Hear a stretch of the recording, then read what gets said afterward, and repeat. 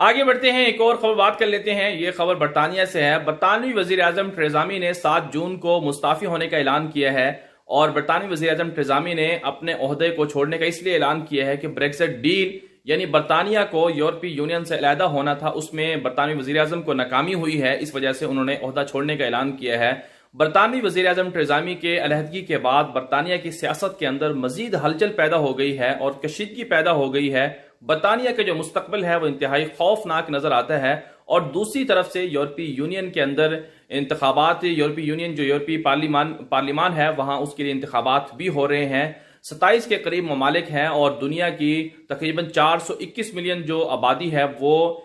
جو دنیا کی سب سے بڑی ایک جو کثیر الجہتی پارلیمان ہے اس کے لیے نمائندے 700 سے زائد جو نمائندے ہیں اسے منتخب کریں گے۔ سوال یہ پیدا ہوتا ہے کہ برطانوی وزیر اعظم ٹریزا مے کے مستعفی ہونے کے بعد کیا برطانیہ یورپی یونین سے علیحدہ ہوگا یا نہیں ہوگا؟ پھر سوال یہ بھی پیدا ہوتا ہے کہ اگر برطانیہ یورپی یونین سے علیحدہ ہو جاتا ہے تو یورپ کا مستقبل کیا ہوگا؟ حقائق کو اگر دیکھا جائے تو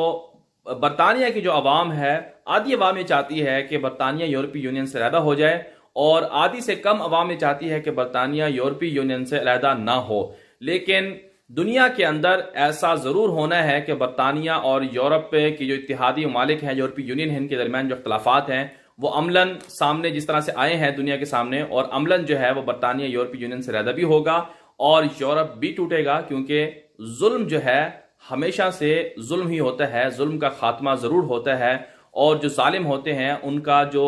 ایک خاتمہ ہوتا ہے وہ نہایت عبرتناک ہوتا ہے۔ مظلوموں کی آہ اللہ کے جہاں عرش کو ہلاتی ہے، وہیں پر مظلوموں کو انصاف بھی ملتا ہے۔ یورپ اور برطانیہ نے دنیا کے کتنے لوگوں کو قتل کیا، دنیا میں کہاں کہاں مظالم ڈھائے، یہ دنیا اور تاریخ اچھی طرح سے یہ بات جانتی ہے۔ اس لیے اب وقت آن پہنچا ہے کہ برطانیہ اور باقی جو یورپی ممالک ہیں انہوں نے جو مظالم جہاں جہاں پر بھی کیے تھے ان کو حساب دیا جائے۔ یہ وقت آ چکا ہے، اور یہی وقت ہے جس کی وجہ سے